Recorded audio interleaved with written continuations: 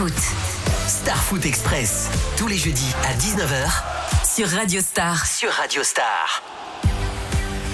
Bonsoir et bienvenue, ce soir c'est Star Foot Express, un condensé de l'actu de l'OM et du foot. En quelques mots, au programme, le nouveau président de l'OM annonce l'arrivée imminente de Grégory Lorenzi. L'OM va pouvoir enfin se mettre au travail dans le calme. C'est pas sûr du tout puisqu'il y a de nouvelles tensions qui ont fait surface. Vous allez voir encore du croustillant et pour en débattre ce soir à mes côtés, j'ai Amar et l'ancien joueur de l'OM, Marc Libra. Salut les garçons. Salut. Bonsoir Émilie. Ça va ? Ça va, impeccable, on est content d'être là. On va très bien. Ah, ça va. Marc, il est en décalage. Il est en décalage, bah oui, il est à Paris. En plus, il y a la canicule, alors je te dis pas. Ah ouais, ils n'ont pas l'habitude. Non, ils n'ont pas l'habitude. Des petites natures. C'est ça. Alors Stéphane Richard a annoncé hier l'arrivée imminente du nouveau directeur sportif Grégory Lorenzi en provenance de Brest. Il devrait remplacer Mehdi Benassia. Je dis bien il devrait parce qu'il a dit on va pouvoir annoncer ça dans quelques heures et depuis on n'a pas eu de nouvelles. Ce qui serait bien parce qu'il faudrait avancer quand même et peut-être trouver rapidement un entraîneur, Marc. Oui, après, ce qui est assez fou, c'est que depuis hier, on nous explique, ça fait à peu près une journée qu'on le sait, et puis il est toujours pas là. Il n'y a pas de confirmation officielle. On attend la confirmation officielle qui est arrivée comme directeur sportif. Ça fait déjà une journée. Donc en fait, j'ai envie de dire au nouveau président de l'OM s'il veut avancer, c'est dire des choses. Voilà, il est là, il est présent. Parce que s'il attendait, il va arriver. Ça fait quand même une dizaine de jours. La semaine dernière, déjà, on en a parlé ensemble. Grégory Lorenzi devait arriver de Brest. Puis là, on a les mêmes choses. On sait toujours pas. Il y a une conférence de presse. Non, mais c'est bon, ça va arriver. Vous inquiétez pas. On se met au travail. Oui. Il y a pas mal de clubs qui sont déjà au travail, qui ont déjà leur directeur sportif. Ils ont tout, donc il faut un petit peu accélérer. Ouais, écoute, d'accord avec Marc, il faut un petit peu se bouger parce que là, il y a beaucoup de joueurs qui ont dû être approchés par des présidents respectifs, c'est-à-dire des clubs concurrents de nous, comme Lyon ou éventuellement Lens aussi, pour l'année prochaine.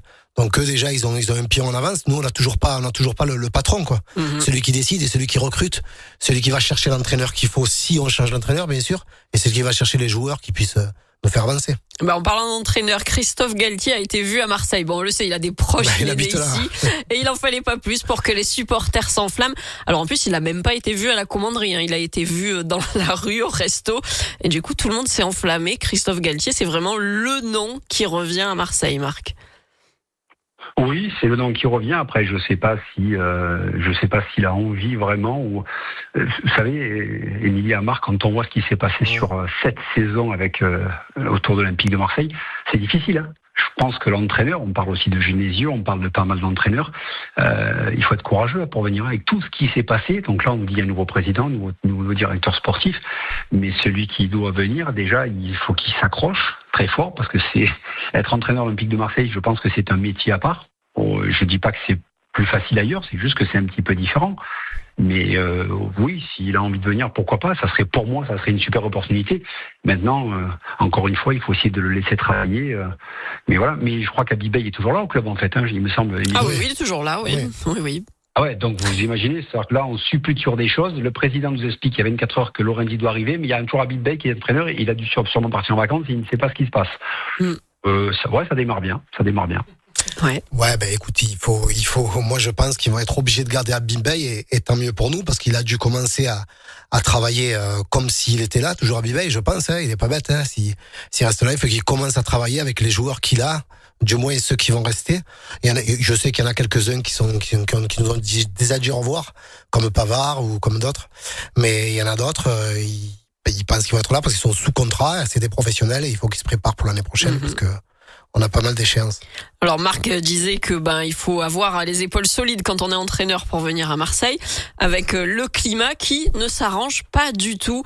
Un nouveau sujet qui est sorti dans la presse, Pancho Abardonado a été désigné comme la top du vestiaire par le coordinateur sportif Bob Tari.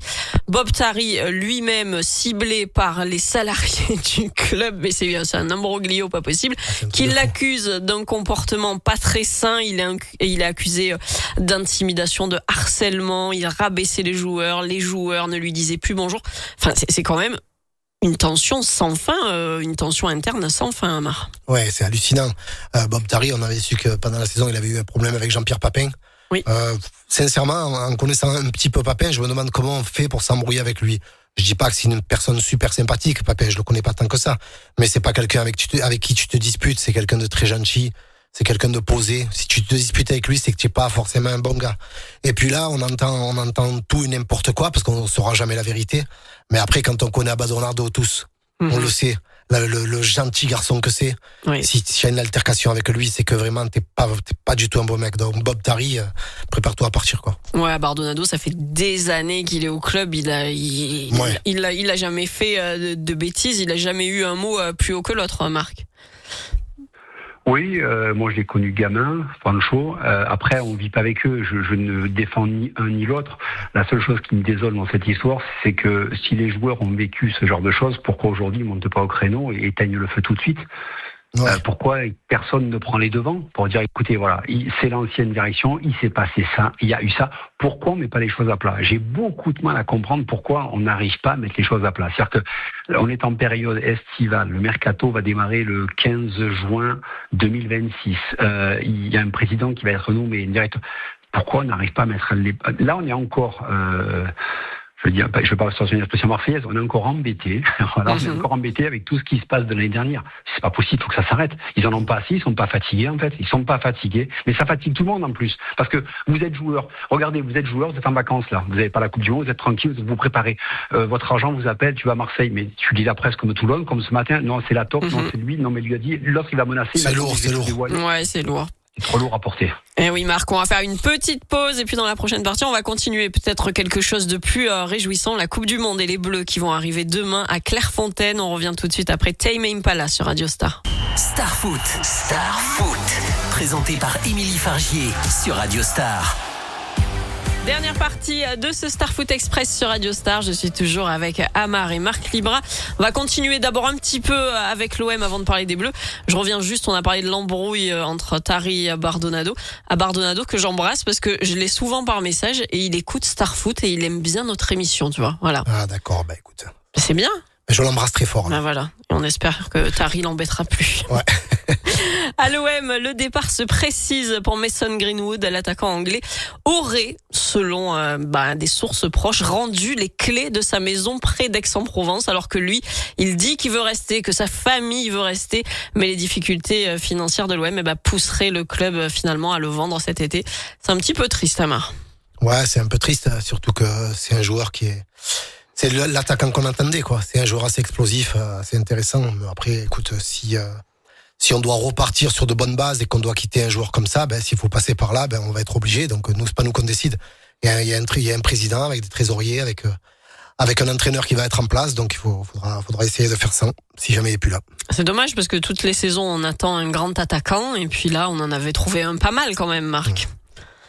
On avait quelqu'un d'exceptionnel. On va rappeler qu'il n'a que 24 ans. Après, moi, je suis surpris aujourd'hui. Mason Greenwood est co-meilleur buteur la saison passée, 22 buts. Cette année, il est vice-meilleur buteur du championnat de France. Et c'est seulement 50 millions. Enfin, j'ai l'impression que nous, quand c'est l'Olympique de Marseille, on surpaye des joueurs. Je ne vais pas rappeler l'histoire de Vitinha, qui est venu pour plus de 30 millions, il me semble. Bon, il y a un fossé entre Vitinha, alors c'est un exemple parmi tant d'autres, mais je trouve que 50 millions, je pense que je rajouterai un petit bonus quand même pour avoir un petit peu plus, parce que ça me semble... les observateurs du football sont au courant que Mason Greenwood est un talent. Alors, nonchalant, pas nonchalant, il a montré que par certains matchs, il peut faire la différence à lui tout seul, et ça vaut de l'argent. Donc 50 millions, ça me paraît pas beaucoup. Il y avait une rumeur qui disait que le PSG était prêt à nous en donner 100 millions. Ça c'est qu'une rumeur. Mais moi je pense que Marc a raison, même pas un petit peu plus. Mais les 100 millions, je pense que quand on voit ce qui se vend autour de nous et on voit le potentiel qu'il a et toutes les stats qu'il a, je pense que il doit être pas loin des 100 millions. C'est 80, un top. Pour moi, c'est un top joueur européen voire mondial.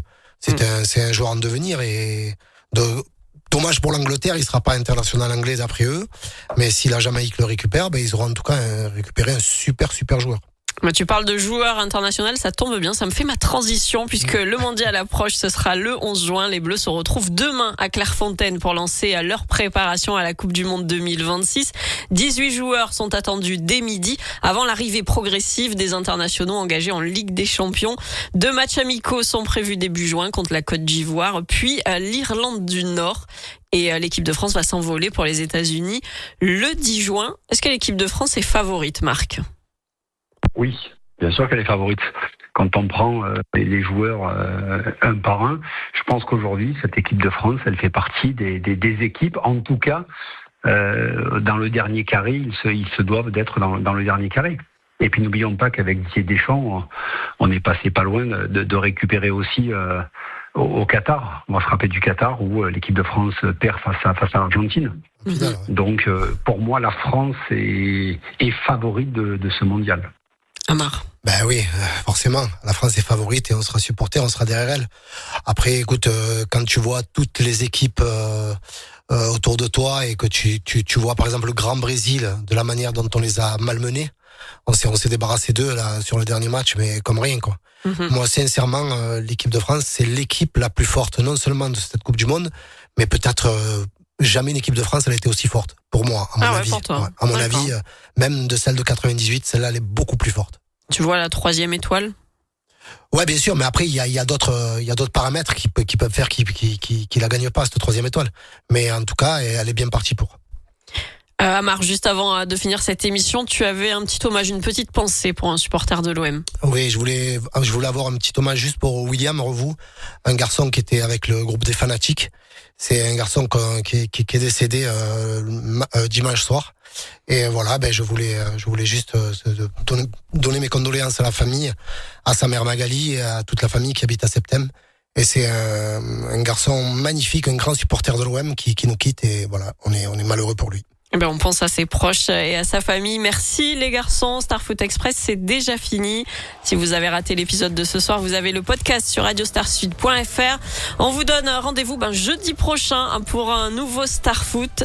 Bonne soirée sur Radio Star. Star Foot Express, tous les jeudis à 19h sur Radio Star.